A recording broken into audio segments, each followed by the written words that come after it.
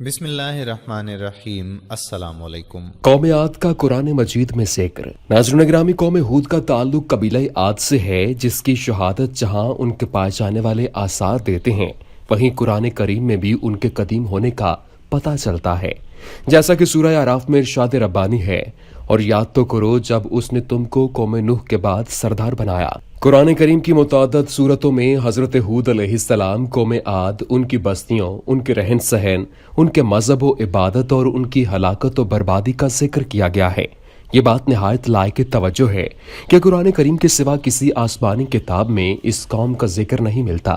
یہ صرف قرآن کریم کی خصوصیت ہے کہ اس نے قوم عاد کی بستیوں، ان کے حالات، ڈیل ڈھال، قوت و طاقت، ان کی خوشحالی اور ارفع الحالی، کفر و عصیان پر ڈٹنے، بت پرستی پر جمنے، زمین میں ادم، سرکشی اور فساد پھیلانے کو نہایت تفصیل اور شرح کے ساتھ بیان کیا ہے، اور بتایا ہے کہ حضرت ہود علیہ السلام نے جب انہیں بتوں کی عبادت پر اوندے منہ گرتے دیکھا تو انہیں راہ راست پر لانے اور ان کے بگڑے عقیدوں کو سنوارنے کے لیے کس قدر کوششیں کیں، اور ان کے جواب میں اس سرکش اور بدبخت قوم نے کیسی ضد، ہٹ درمی اور کفر و عناد کا ثبوت دیا، بلکہ الٹا حضرت ہود علیہ السلام کا مذاق اڑایا، جس کی پاداش میں بالآخر ہلاکت ان کا مقدر بنی، اور فقط ان کی داستانیں ہی سننے سنانے اور عبرت پکڑنے کو باقی رہ گئی ہیں۔ ناظرین گرامی، قرآن کریم کی سورہ اعراف میں ارشاد ہوتا ہے، اور اسی طرح قوم عاد کی طرف ان کے بھائی ہود کو بھیجا، اور انہوں نے کہا کہ بھائیو، خدا ہی کی عبادت کرو، اس کے سوا تمہارا کوئی معبود نہیں، کیا تم ڈرتے نہیں؟ تو ان کی قوم کے سردار جو کافر تھے کہنے لگے کہ تم ہمیں احمق نظر آتے ہو اور ہم تمہیں جھوٹا خیال کرتے ہیں۔ انہوں نے کہا کہ بھائیو، مجھ میں حماقت کی کوئی بات نہیں ہے، بلکہ میں رب العالمین کا پیغمبر ہوں، میں تمہیں خدا کے پیغام پہنچاتا ہوں اور تمہارا امانت دار خیر خواہ ہوں۔ کیا تم کو اس بات سے تعجب ہوا ہے کہ تم میں سے ایک شخص کے ہاتھ تمہارے پروردگار کی طرف سے تمہارے پاس نصیحت آئی تاکہ وہ تمہیں ڈرائے؟ اور یاد تو کرو جب اس نے تم کو قوم نوح کے بعد سردار بنایا اور تمہیں پھیلاؤ زیادہ دیا، پس خدا کی نعمتوں کو یاد کرو تاکہ نجات حاصل کرو۔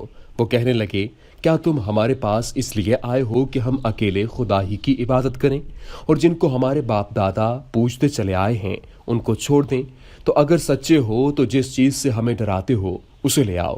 ہود نے کہا کہ تمہارے پروردگار کی طرف سے تم پر عذاب اور غضب کا نازل ہونا مقرر ہو چکا ہے۔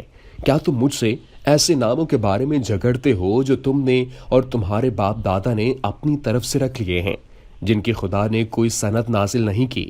تو تم بھی انتظار کرو، میں بھی تمہارے ساتھ انتظار کرتا ہوں۔ پھر ہم نے ہود کو اور جو لوگ ان کے ساتھ تھے ان کو نجات بخشی، اور جنہوں نے ہماری آیتوں کو جھٹلایا تھا ان کی جھڑ کاٹ دی، اور وہ ایمان لانے والے تھے ہی نہیں۔ ناظرین گرامی، اسی طرح سورہ ہود میں ارشاد ہے، اور ہم نے عاد کی طرف ان کے بھائی ہود کو بھیجا، انہوں نے کہا، میری قوم، خدا کی عبادت کرو، اس کے سوا تمہارا کوئی معبود نہیں، تم شرک کر کے خدا پر محض بہتان باندھتے ہو۔ میری قوم، میں اس واعظ و نصیحت کا تم سے کچھ صلہ نہیں مانگتا، میرا صلہ تو اس کے ذمے ہے جس نے مجھے پیدا کیا، بھلا تم سمجھتے کیوں نہیں؟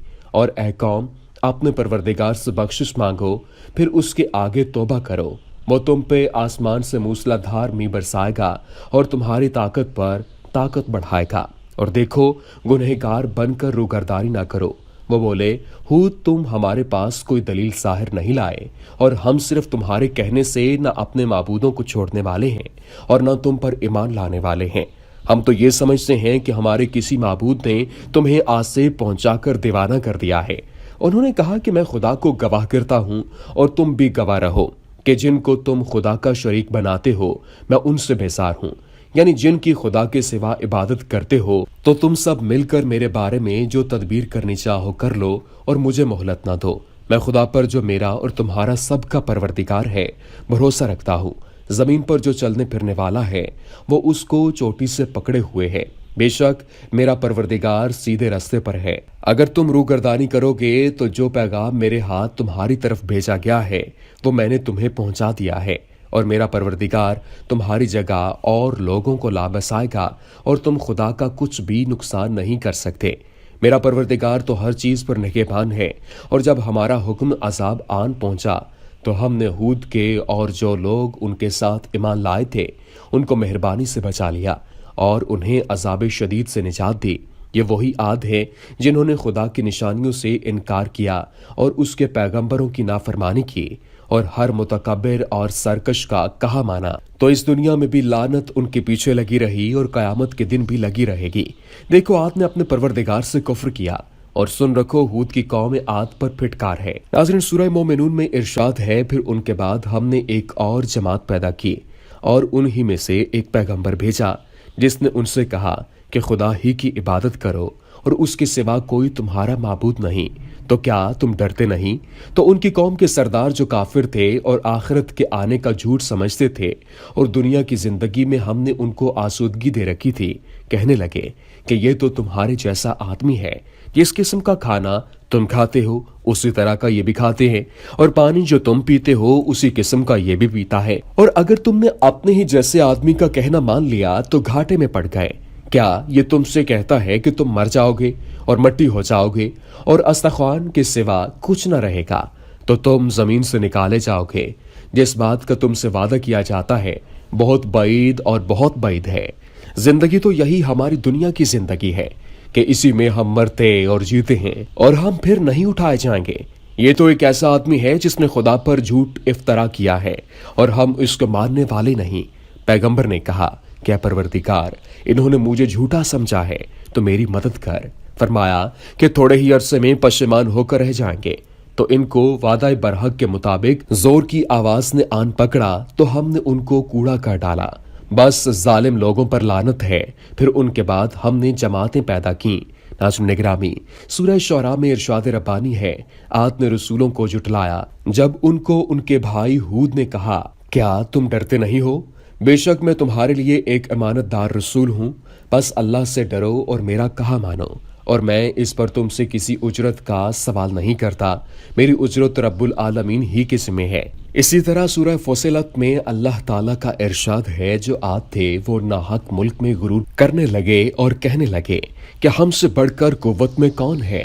کیا انہوں نے نہیں دیکھا کہ خدا جس نے ان کو پیدا کیا وہ ان سے قوت میں بہت بڑھ کر ہے، اور وہ ہماری آیتوں سے انکار کرتے رہے، تو ہم نے بھی ان پر نحوست کے دنوں میں زور کی ہوا چلائی تاکہ ان کو دنیا کی زندگی میں ذلت کے عذاب کا مزہ چکھا دیں، اور آخرت کا عذاب تو بہت ہی ذلیل کرنے والا ہے، اور اس روز ان کو مدد بھی نہ ملے گی۔ سورہ الاحقاف میں بھی رب العالمین نے قوم عاد کے حوالے سے تذکرہ فرمایا ہے۔ سورہ زاریات میں ارشاد ہوتا ہے، اور عاد کی قوم کے حال میں بھی نشانی ہے، جب ہم نے ان پر نامبارک ہوا چلائی، وہ جس چیز پر چلتی اس کو ریزہ ریزہ کیے بغیر نہیں چھوڑتی۔ اس کے علاوہ سورہ قمر، سورہ حاقہ اور سورہ فجر میں بھی قوم عاد کے حوالے سے تذکرے ملتے ہیں۔ دعا ہے کہ اللہ پاک ہمیں ان واقعات سے سبق حاصل کرنے کی توفیق عطا فرمائے، آمین یا رب العالمین۔